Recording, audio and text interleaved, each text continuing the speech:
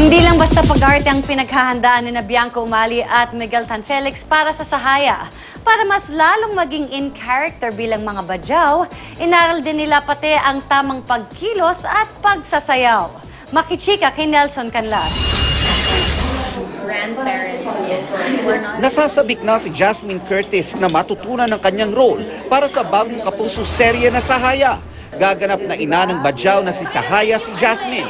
Exciting definitely kasi you really have to be specific sa mga information or facts na ibibigay natin sa story and kung paano ko rin siya ipoportray. Binisita ng GMA News ang paghahanda ng mga pangunahing tauhan ng Sahaya na sina Miguel Tan Felix at Bianca Umali.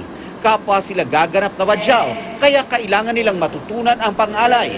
Isang uri ng sayaw sa Sulu Archipelago. Masusitong inaral ni Miguel at Bianca dahil sa detalyadong galaw ng sayaw na bahagi ng kultura ng mga badyaw, tausug, jamamapun, pati na ng mga yakan sa basilan. It looks easy, but it's really not. We don't treat it as a dance. It's actually a prayer. Bukod sa sayaw, mag-aaral din sina Bianca at Miguel ng free diving o yung pagsisid ng walang anumang gear.